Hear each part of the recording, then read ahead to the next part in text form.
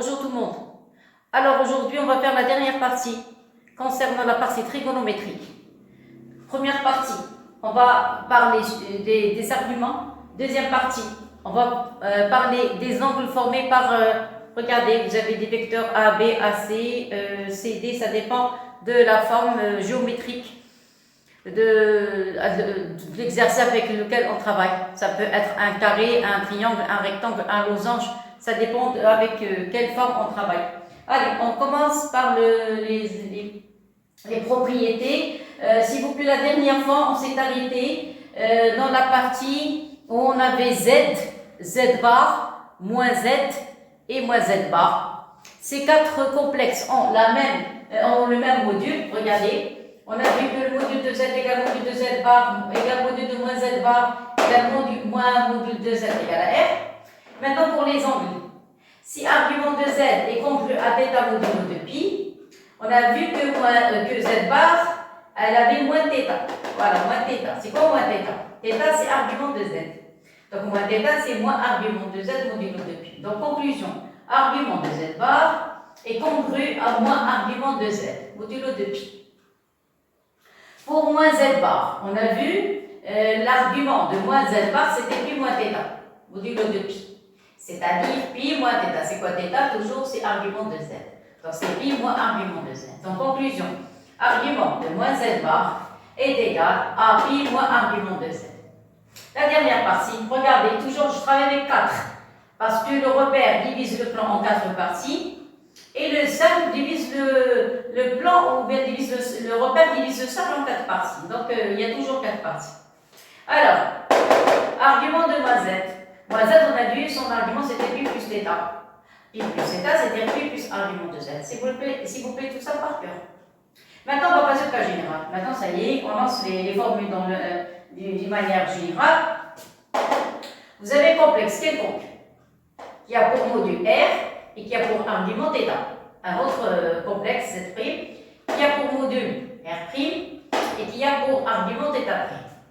Alors, quand vous voulez calculer le produit, alors s'il vous plaît, pour les opérations, vous avez 4 opérations. Vous avez le produit, la puissance, l'inverse et le rapport. S'il vous plaît, il n'y a pas de somme, il n'y a pas de différence. Attention, il n'y a pas de somme, il n'y a pas de différence.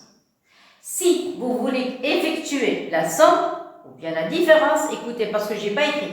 Si vous voulez effectuer la somme ou bien la différence, vous êtes obligé d'écrire Z et Z prime sous forme de R facteur de cos θ plus I sinus θ.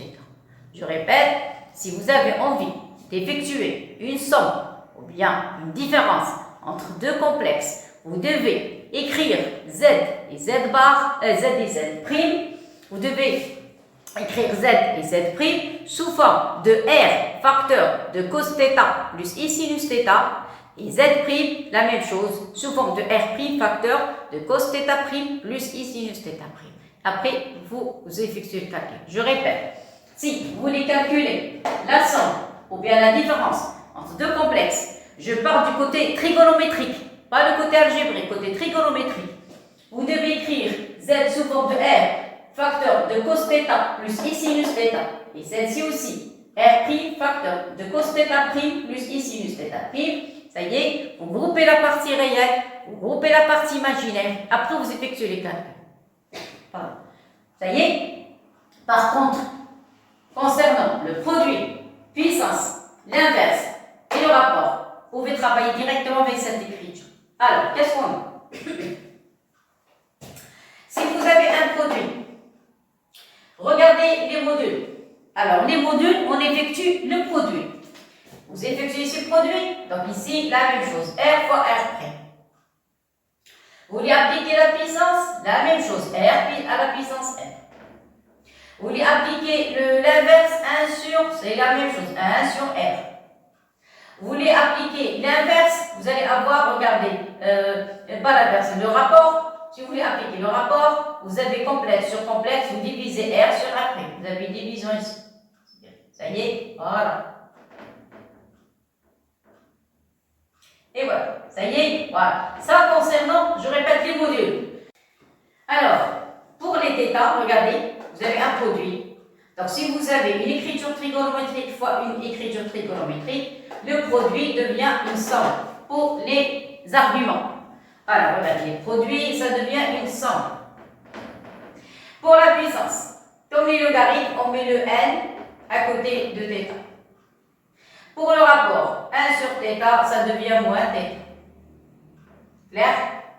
Et pour le rapport, vous écrivez l'argument du numérateur moins l'argument du dénominateur.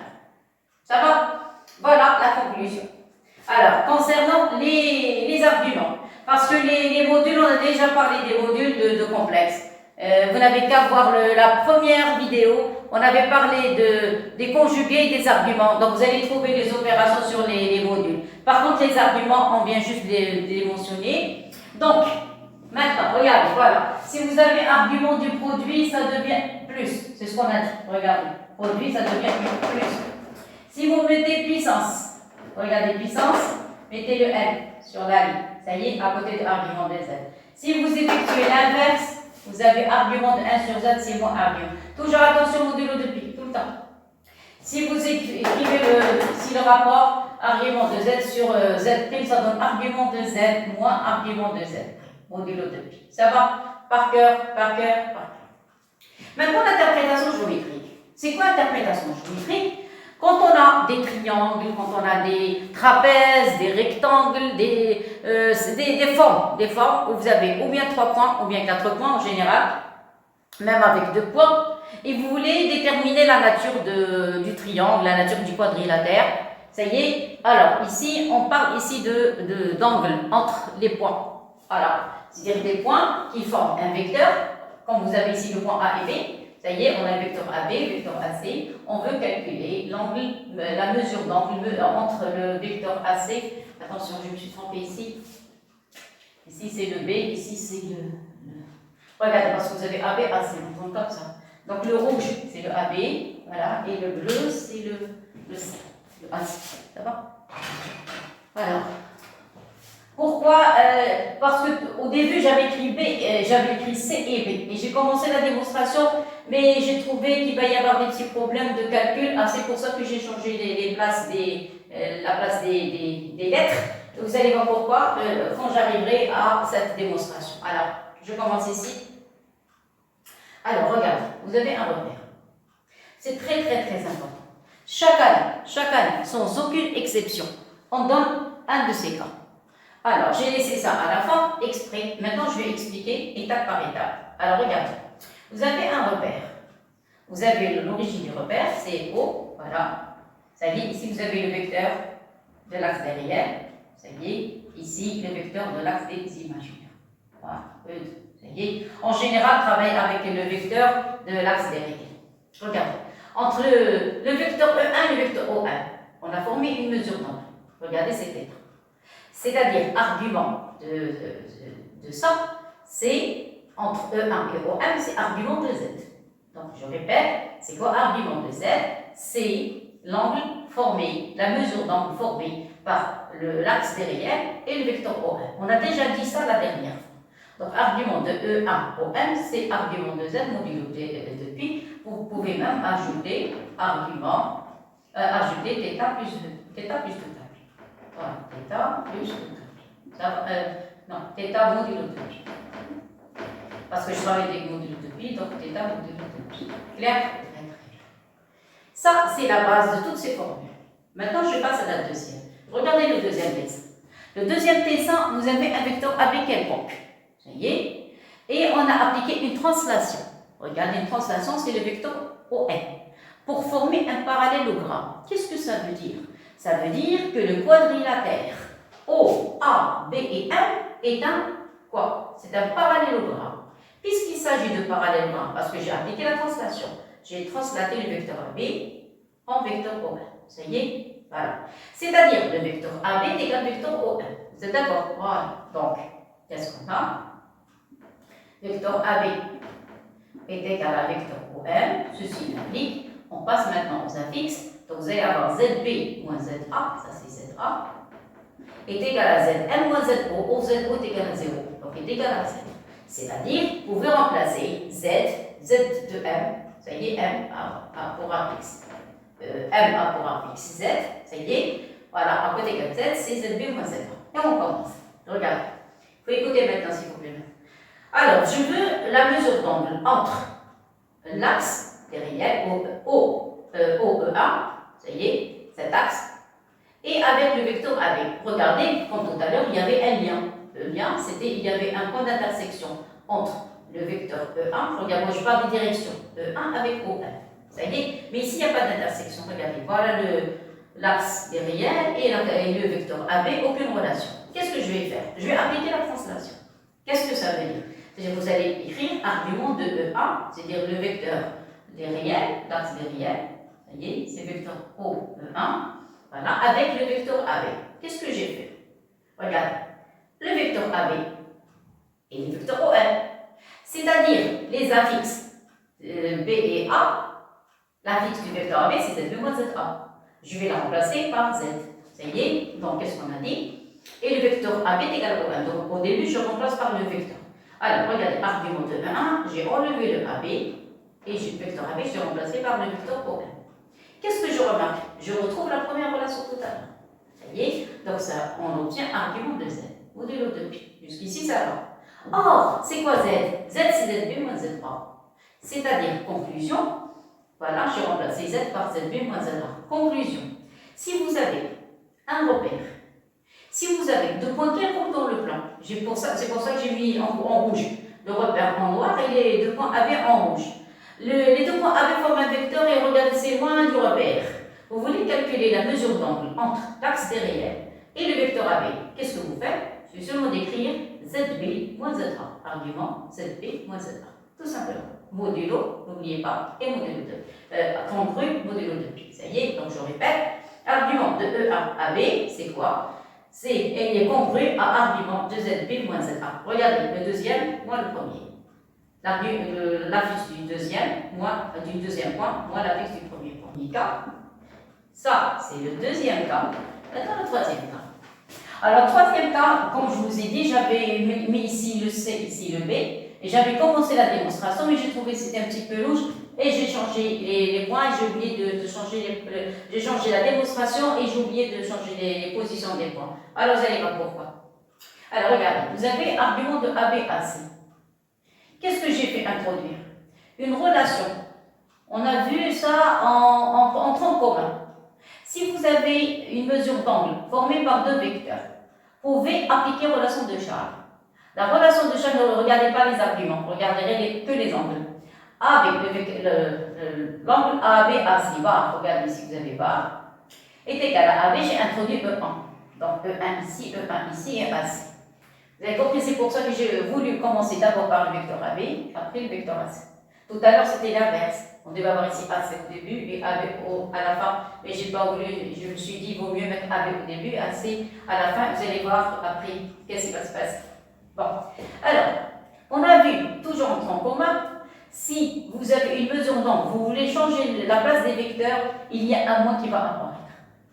Voilà, le voilà, ça y est. Et dans ce cas, qu'est-ce que vous allez avoir? Vous allez avoir le vecteur, au lieu de AB, E1, vous allez avoir E1, AB.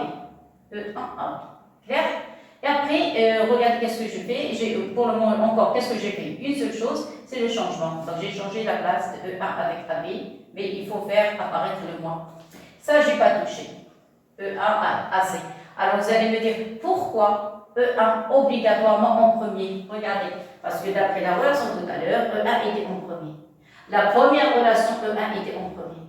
Donc, on a intérêt à mettre E1 en premier. Qu'est-ce que je vous ai dit tout à l'heure? Quand on veut mesurer, on veut effectuer des calculs, on commence toujours de l'axe derrière, la partie positive, et on tombe comme ça. Ça y est? Ou bien on tombe l'axe derrière et on tombe comme ça. Toujours à partir de l'axe derrière. Ça va? Comme ça, on a le calcul simple. Allez, je commence. Donc, qu'est-ce que j'ai dit? Oui, il y a le 6 mois. Après, qu'est-ce que je vais faire? Je vais changer la place des vecteurs. J'ai des arguments. Je vais passer le AC au début, AB à la fin.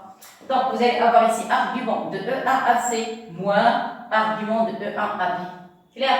Or, d'après la deuxième relation, vous avez vu, il y a un enchaînement entre les démonstrations. Or, argument E1 avec un vecteur AB, c'est l'argument c'est la fixe du deuxième point moins la fixe du premier point, c'est-à-dire ZB moins ZA. Dans ce cas ici, vous avez AC, donc vous allez avoir ZC moins ZA, moins argument. Ici, vous avez AB, donc ZB moins ZA.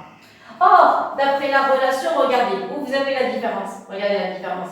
Quand vous avez argument d'un fixe Z moins argument Z', c'est quoi? C'est argument de Z sur Z'. Donc le moins, ça devient une division.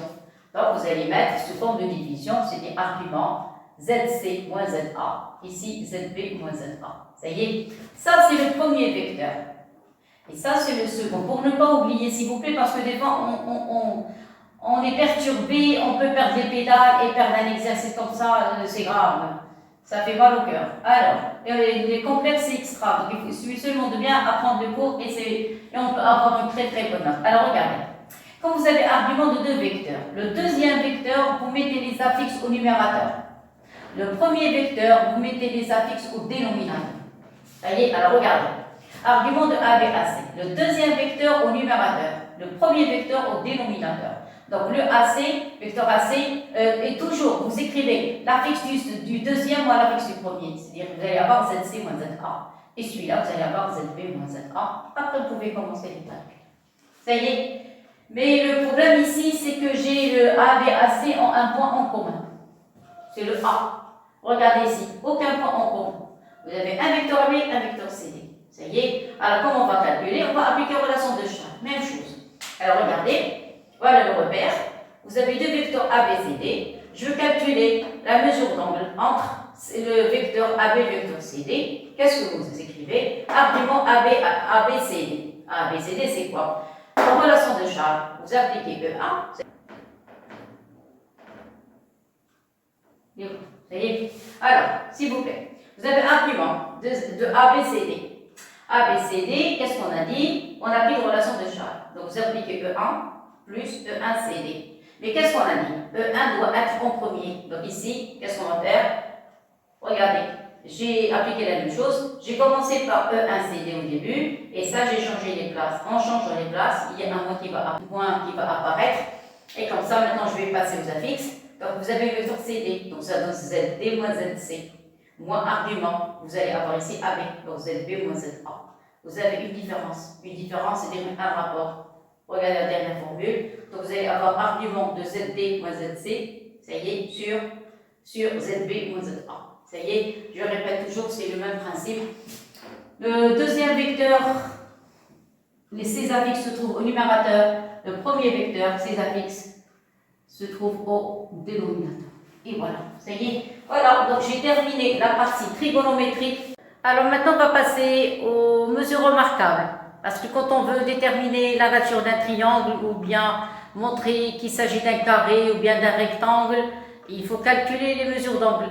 S'il s'agit d'un triangle rectangle, d'un triangle isocèle, équilatéral, un carré, il faut montrer qu'il s'agit qu'on a des angles droits, un rectangle aussi.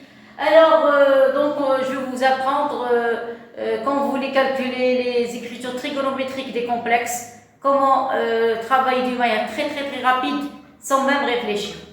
Alors, première chose, une petite remarque très importante, c'est la base de tout ça. C'est quoi cette remarque? Regardez, vous avez... Si vous prenez plus moins 1 demi au carré, plus moins racine de 3 sur 2 au carré, ici ça donne un quart, parce que c'est un carré, et si ça donne 3 quarts, 1 quart plus 3 quarts, c'est 4 quarts égale à 1. Alors vous remarquez ici, qu'est-ce que j'ai fait? J'ai permuté. J'ai mis ce nombre au début, en premier, et celui-là en second. Alors il y a des élèves qui vont se poser la question, cette écriture est la même que celle-ci. Oui, c'est la même chose. Mais ce n'est pas le même résultat. Vous allez voir pourquoi. Celle-ci n'a aucune ressemblance à celle-ci. Moi, je parle du côté trigonométrique. Côté trigonométrique, pas du côté calcul. Côté calcul, c'est la même chose. Toutes ces relations donnent 1.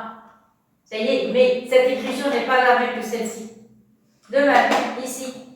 Celle-ci, il n'y a pas de problème. Vous avez plus ou moins racine de 2 sur 2, plus ou moins racine de 2 sur 2. Ici, carré, ça donne 1.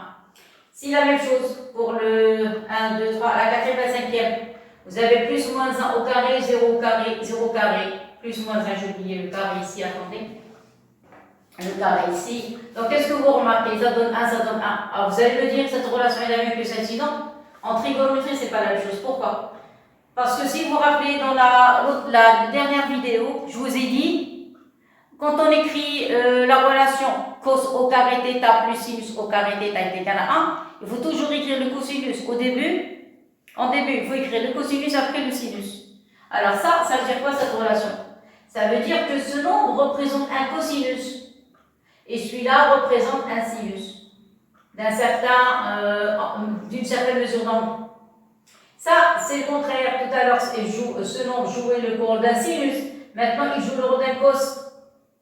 Et c'est quoi un cosinus? C'est la projection, on utilise l'application de projection sur l'axe des abscisses. Le sinus, c'est la projection sur l'axe des ordonnées. Donc, aucune relation. Les x ne sont pas les y. Vous êtes d'accord? On vous parle quand vous écrivez un point A de coordonnées x, y.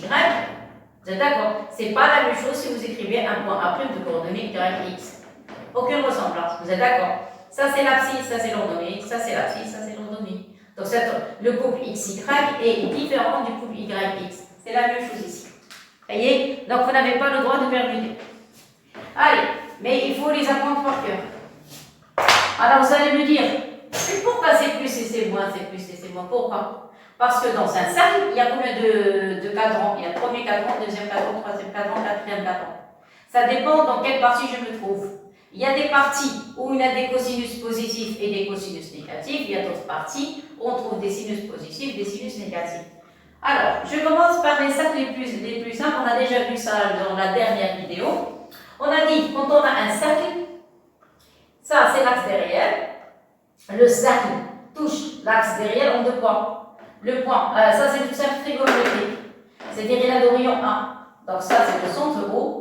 Rayon 1, puisque ça c'est le centre d'un repère. Ici vous allez avoir moins 1. On a dit que c'est quoi le 1? 1 a pour module 1 et argument nul, 0. Le moins 1, on a vu ça la dernière fois, je vous ai dit, il faut apprendre ça par cœur, c'est indiscutable. On ne discute pas ces résultats. Alors, le moins 1, c'est quoi moins 1? Il a pour module 1 et argument i. S'il vous plaît, le module, c'est quelque chose de positif. C'est une distance. Je répète, un module, c'est une distance. Vous devez toujours avoir un nombre positif. Vous avez compris? Ici, on a moins 1. Je prends la valeur absolue, c'est 1. Et l'angle, c'est pi. C'est-à-dire la mesure d'angle ou bien l'argument, c'est pi. Ça, c'est quoi? On a dit c'est l'intersection du cercle avec le repère. L'axe, plutôt avec l'axe des réels. Maintenant, avec l'axe des imaginaires purs. Les imaginaires purs, on a vu la dernière fois, on avait ici c'était pi sur 2, c'était ici moins pi sur 2. On avait écrit que i, son écriture trigonométrique, c'était a, parce qu'ici vous avez c'est un rayon. Alors j'ai oublié de mettre l'origine du repère. Alors, c'est l'origine. Alors c'est O ici. Alors, le i a pour module 1 et argument pi sur 2. On a écrit déjà ça la dernière fois. Ici, vous avez moins i. Moins i, c'est 1. Même si vous avez ici la distance ici, parce que c'est moins 1, c'est un rayon. Ici, vous avez 1, je vais écrire. Si vous avez 1, c'est un rayon. Ça y est, ici, vous avez moins 1. Ça y est. Mais le point, ça correspond à i. Donc, il vaut mieux écrire ici. Moi, je préfère écrire moins i. Ça y est, ici, vous écrire i.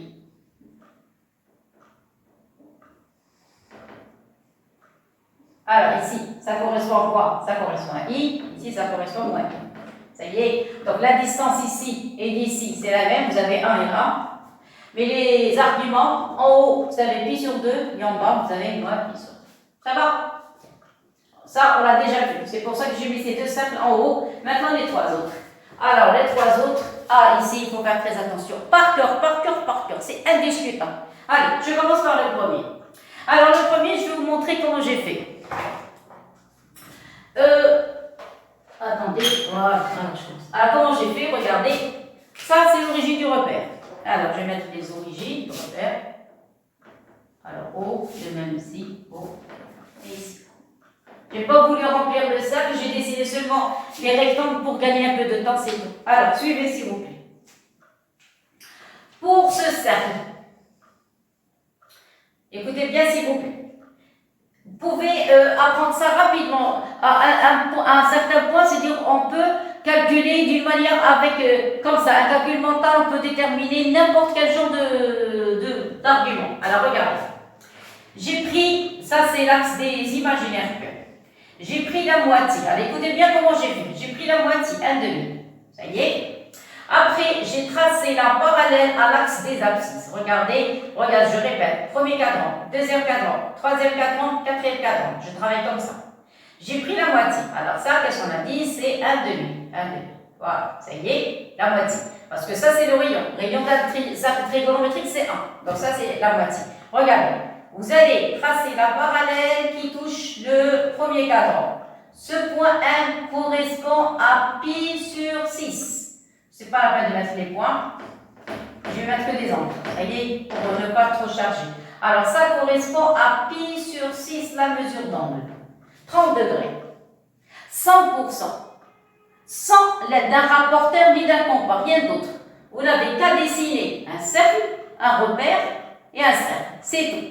Vous prenez la moitié du rayon, vous tracez la parallèle à l'axe des abscisses, c'est-à-dire l'axe des réels, et ce point vous donne exactement, c'est-à-dire si vous tracez si vous appelez ça un point M, je vais l'appeler le point M, ça y est, le point M, OM, le vecteur OM, avec l'axe des réels, vous allez obtenir pi sur 6. Mais je n'ai pas envie de trop charger le cercle, comme ça vous allez comprendre. Ça y est, très très bien. Bon. Alors, puisque j'ai ici un demi, c'est quoi ça?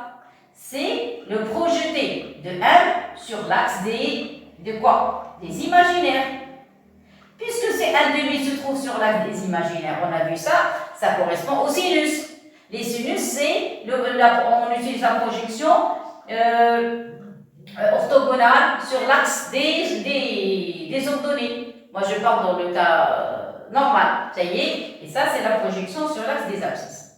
Donc, quand je travaille dans un repère OIJ, ça y est, bon. Donc, on retourne aux formules qu'on a vues tout à l'heure. Je vous ai dit, il faut les apprendre par cœur, parce que ça c'est la clé pour déterminer la nature d'un triangle. Alors, regardez, un demi en tant que sinus.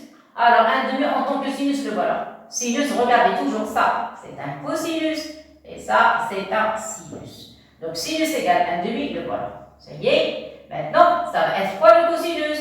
Le cosinus, ça va être racine 3 sur 2. Vous avez compris? Je répète. Ça, il se trouve sur l'axe de quoi? Des imaginaires purs.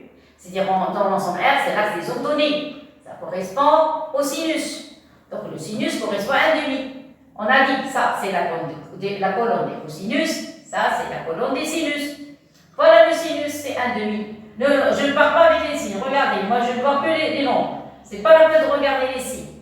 Un demi. Un demi correspond à quoi en tant que cosinus? Correspond à racine 3 sur 2. C'est-à-dire, ce point n'est autre que racine de 3 sur 2. Sans effectuer aucun calcul. Pourquoi? Parce que si vous prenez un demi au carré, plus racine de 3 sur 2 au carré, ça donne 1. C'est trop grand. Ça y est, alors je vais écrire un petit peu petit. Voilà, racine de 3 sur 2. Maintenant, question de signe. Le signe, parce que regardez, j'ai mis des plus, moins, plus, moins, plus, moins. Alors, je travaille dans le premier cadran. Le premier cadran a des x positifs et des y positifs. Donc, vous allez prendre racine de 3 sur 2 et 1 demi. On n'a pas de problème de signe. Ça va? Bon. Maintenant, ce point, il faut les déterminer. Comment on va faire? Regardez. Suivez. Ce point, il a 6 au dénominateur. Vous allez, voilà ce point. Je travaille d'une manière parallèle avec l'axe des réels. Regardez, prenez la même mesure, c'est 6. Le même nombre, 6. Alors, pour passer au numérateur, je retranche 1. Donc, vous allez avoir 5 pi. Voilà la mesure. Ça y est, donc 5 pi sur 6. Je répète, ça le premier cadran. Maintenant, le passage du premier au second ou bien au deuxième cadran, vous prenez le même dénominateur, retranchez 1, ça vous donne 5 pi. Donc, ce nombre ce point correspond à la mesure d'angle à partir de l'axe des réels jusqu'à ce point. Regardez, si vous suivez ma main, je n'ai pas envie de trop chercher le cercle. L'axe des réels en tournant jusqu'à ce qu'on arrive à se créer, vous allez avoir 5 pi sur 6. Clair? Bon. Maintenant, on va passer au troisième cadran et au quatrième cadran. S'il vous plaît, en haut, vous avez les mesures positives. en bas, vous avez les mesures négatives. Qu'est-ce que ça veut dire? Ça veut dire ici, vous avez pi sur 6, donc ici vous allez avoir moins pi sur 6. Et voilà, l'opposé. Et ici vous avez 5 pi sur 6, donc ici je vais avoir moins 5 pi sur 6. Tout simplement. Clair et net? Très bien. Donc, dans un exercice, les mesures d'onde qui sont divisibles par 6, qui doivent être divisibles par 6, il y a 4 sortes. Il y a le pi sur 6, 5 pi sur 6, ça y est. Et quoi d'autre? Qu'est-ce qu'on a dit? Attendez. Alors, il y a le moins pi sur 6 et le moins 5 pi sur 6. Clair et net. Bon. Mais il y a un cas un petit peu spécial. Là, quand on demande des mesures d'onde, toutes les mesures d'onde positives.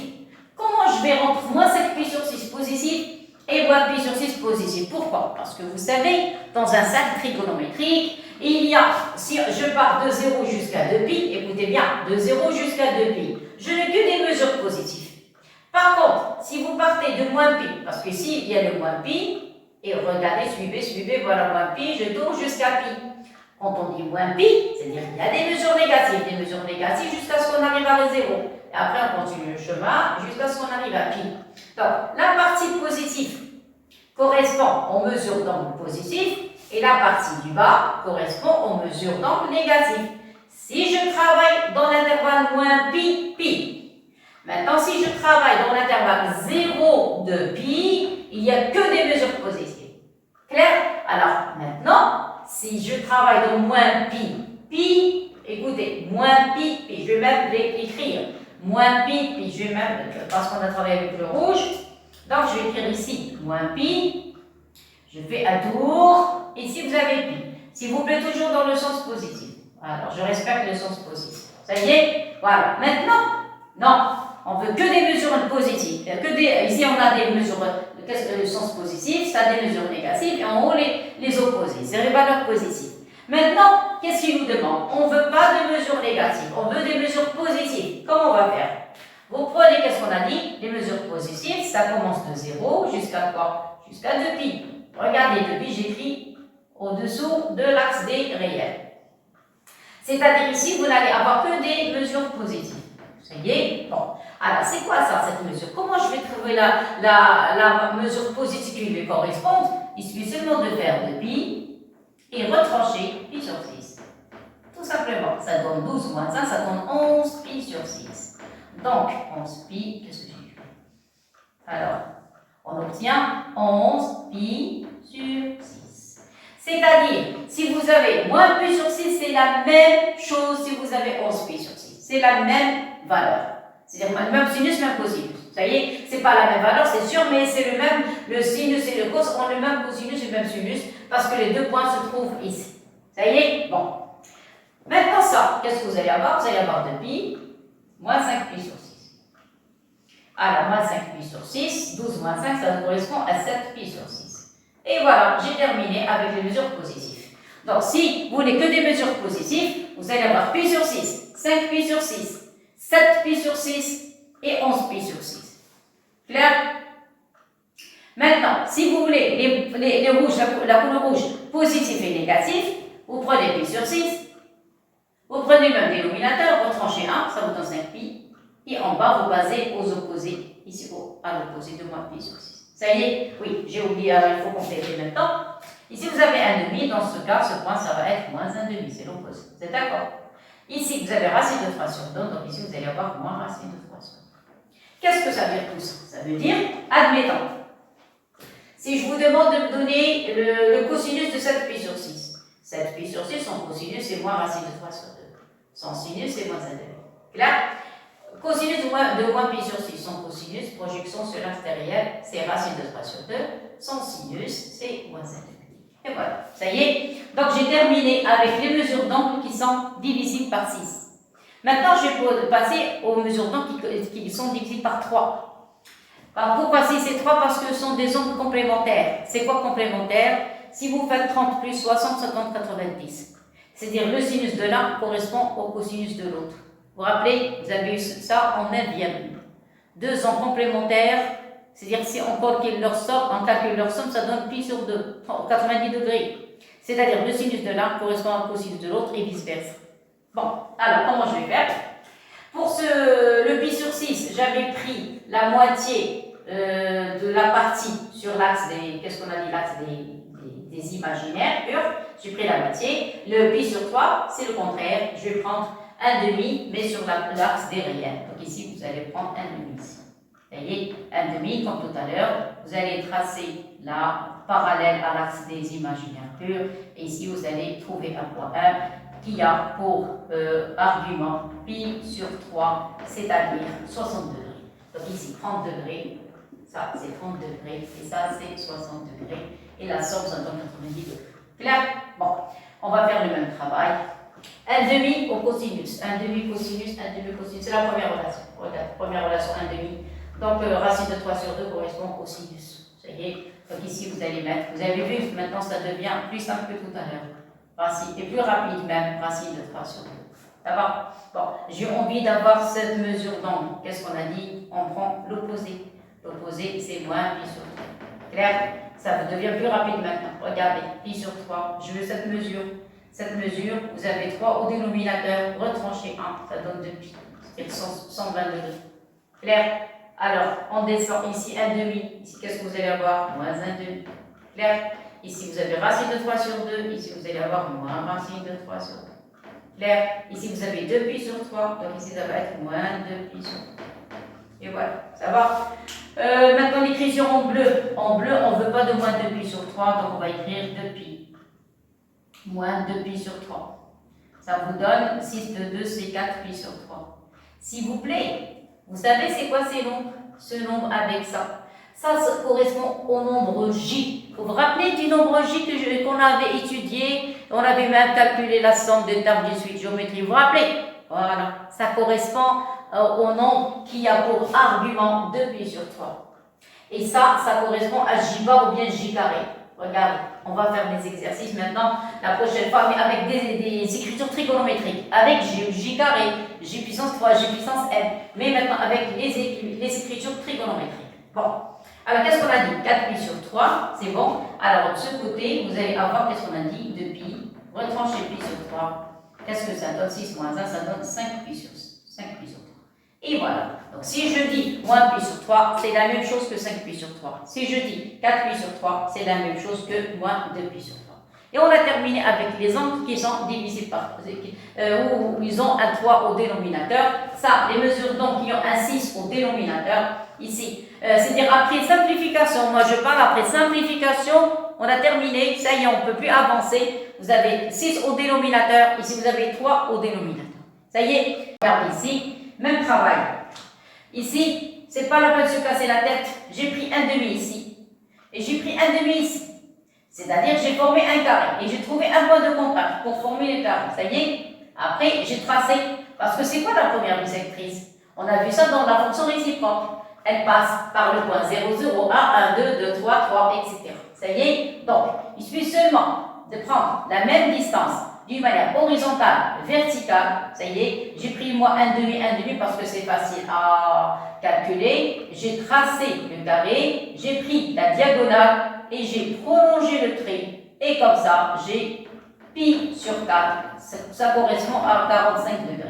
Et voilà, ça y est, donc le point 1 qui correspond à pi sur 4. Ça y est, voilà, clair? Alors comment j'ai fait? Qu'est-ce que j'ai dit? La même distance horizontale, verticale. Vous pouvez prendre la règle et prendre la même distance d'une manière horizontale, verticale, former le carré et tracer la diagonale. C'est la dernière relation qui nous reste, celle-ci. Vous avez racine de 2 sur 2, racine de 2 sur 2. Donc ici, on travaille dans le premier cadran. C'est un cosinus positif, un sinus positif. Donc je vais écrire en rouge, donc comme les autres. Donc ici, ça correspond à quoi? Ça correspond à racine de 2 sur 2. C'est un cosinus qui est positif, de même celui-là. C'est un sinus qui est positif. Par conséquent, celui-là, c'est négatif, racine de 2 sur 2. Et celui-là, c'est négatif, c'est moins racine de 2 sur 2. Ça va comme ça? Très bien. Alors ici, vous avez pi sur 4. De l'autre côté, vous avez 4 au dénominateur. Toujours le même dénominateur. Le dénominateur nous sauve. Allez, il suffit seulement de retrancher 1 et vous avez 3 pi sur 4. Clair? L'opposé, vous allez avoir ici moins 3 pi sur 4. Clair? Ici, vous allez avoir moins pi sur 4. c'est terminé avec la couleur rouge. Maintenant, on passe à la couleur bleue. Ça, c'est positif, on n'a pas de problème. Avec moins 3 pi sur 4, je vais seulement d'écrire 2 pi, moins 3 pi sur 4. Ça y est, 8 moins 3, ça donne 5. 5 pi sur 4. Et voilà, ça y est, pour cette partie, 2 pi, moins pi sur 4. Ça donne 8 moins 1, ça donne 7 pi sur 4. Ça, c'est facile à retenir. Regardez, vous avez un pi multiplié par 1, ici 3, ici 5, ici 7. J'ai oublié ça. C'est quoi moins pi sur 2? Alors, moins pi sur 2 correspond à 2 pi moins pi sur 2. Attention, les moins de moins pi sur 2, il faut les écrire de ce côté pour avoir le nombre positif. Vous allez écrire 2 pi moins pi sur 2 et ça correspond à 3 pi sur 2. C'est-à-dire, ou bien vous dites moins pi sur 2, ou bien vous dites 3 pi sur 2. Ça y est, pour les autres, on n'a pas de problème. Alors, qu'est-ce qu'on a dit? Donc, vous avez combien de sortes de cercles? Vous avez le premier cercle où vous avez 0 et pi, horizontal. Deuxième cercle, pi sur 2 et moins pi sur 2, ou bien 3 pi sur 2, vertical, correspond à i et moins i. Ici, vous avez les angles qui sont divisés par 6. Je répète, après simplification, vous avez pi sur 6, son opposé, moins pi sur 6. Vous avez 5 pi sur 6 et vous avez moins 5 pi sur 6. Si vous voulez avoir la mesure positive, vous écrivez 2 pi moins la mesure et vous avez le résultat. Ça y est, voilà, 2 pi. Voilà, attendez, parce qu'on ne peut pas voir ça. Ça se trouve sur le côté. Attendez. Donc ça, qu'est-ce qu'on a dit? C'est 2 pi moins 5 pi sur 6. Ça va. Est égal à combien on a dit? 12 moins 5, ça donne 7 pi. 7 pi sur 6. Et voilà. Ça va comme ça? Voilà. On travaille toujours dans le sens positif. Pour les angles qui sont divisés par 3, vous avez pi sur 3, 2 pi sur 3 moins 2 pi sur 3. Ici, le passage du premier cadran au deuxième cadran, vous avez le même dénominateur, il suffit seulement de retrancher 1, vous avez 2 pi sur 3. Après, vous mettez l'opposé, c'est moins 2 pi sur 3. Ça y est, j'ai une petite place, je peux vous faire une petite application, vous allez voir. Alors, ici, la même chose, les angles qui sont divisés par 4, qui ont un 4 plus au dénominateur. Donc, vous avez pi sur 4, 3 pi sur 4, moins 3 pi sur 4 et moins pi sur 4. Ça y est, donc j'ai assez de place pour faire une petite application parce que j'ai terminé la vidéo, ça y est, mais avant, je vais vous donner une petite application. Au moins avoir une idée. S'il vous plaît, j'arrête le cours maintenant. Je vais passer je vais passer aux exercices. Je vais faire des exercices où vous avez des triangles, des losanges, des parallèles, des droites parallèles, des points alignés, je ne sais pas, des cercles. Vous allez voir, il va y avoir plusieurs sortes de sortes d'exercices, mais s'il vous plaît, le cours par cœur. J'ai essayé de donner le maximum. Je crois que j'ai bien expliqué les complexes. Je vous ai donné presque les 2 tiers du cours. Il reste 1 tiers, mais on n'a pas encore commencé les exercices. Alors, je vais vous donner un petit exemple. Regarde. Admettons, je vous demande écrire sous forme trigonométrique. Alors, écrire. Je vais prendre au hasard, comme ça. Écrire sous forme trigonométrique. On demande toujours cette question. On la pose tout le temps. Alors, l'écrire grand Z est égal à 3 moins racine de 3i. Ça y est, facteur de i. Voilà, sur, je ne sais pas, qu'est-ce que je vais prendre? Je prends 5 moins 5i. Je vais prendre moins 5 plus 5i. Et voilà. Première chose, regardez le numérateur. Numérateur, vous avez 3 moins racine de 3, je peux factoriser par racine de 3. Je vais vous montrer une méthode très simple. Très simple. Après, on va encore l'améliorer. Qu'est-ce qui va rester ici? Vous factorisez toujours le maximum possible. Racine de 3. Il va rester moins i. Ici, vous avez i. Attention, ne développez pas, ne touchez à rien du tout. Seulement factorisez. S'il vous plaît, autre chose. Ne factorisez jamais par un nombre négatif. Jamais. On factorise qu'avec les nombres positifs. Donc, je vais laisser le moins et plus le i. Jamais, ne factorisez jamais avec les nombres négatifs. Parce que quand on factorise par quelque chose de positif. C'est quoi quelque chose de positif? Correspond à quoi? Correspond au module. Modules sont des distances. Donc, il faut que quelque chose soit positif. Factorisé par quelque chose de positif. Allez, on continue. Qu'est-ce qu'on a dit? Oui, regardez racine de 3. Je vais sauter les étapes. La prochaine fois, je vais donner ça en détail parce que j'ai pas assez de place et je dois arrêter. Alors, qu'est-ce qu'on a dit? Cherchez dans les écritures trigonométriques celle où il y a le racine de 3 au début et le 1. Il y a le 1, regardez, à côté de moi, il y a un 1 ici. On ne l'a pas écrit, mais il y a un 1. Regardez, racine de 3, voilà, racine 3 au début, c'est celle-ci. Ça y est, mais racine de 3, il faut diviser par 2. Mais je n'ai pas de 2. Donc je peux diviser par 2. Oui, regardez le sinus, vous avez un demi. À côté de i, il y a le 1. Donc je peux avoir un demi. C'est-à-dire quoi? Je vais diviser par 2 et multiplier par 2. Clair? Bon, pour celui-là, il a le même nom, partie réelle, partie imaginaire. Ne regardez pas le moins. Vous avez 1 et 1. Quand vous avez le même nombre, c'est quelque chose divisé par 4. Ça, ce cercle. Je répète, pourquoi ce cercle? Parce que ce cercle, regardez, le cosinus et le sinus sont égaux. C'est-à-dire, si vous prenez n'importe quel cadran, si vous mettez la valeur absolue, vous allez trouver que des racines de 2 sur 2, dans les 4 cadrans, avec la valeur absolue, parce qu'il y a des valeurs qui sont négatives, des valeurs qui sont positives. Mais si vous mettez la valeur absolue, c'est positif. Alors, quand vous avez la même mesure, ou bien le même nombre, dans la partie réelle et la partie imaginaire, c'est un nombre qui divise par 4.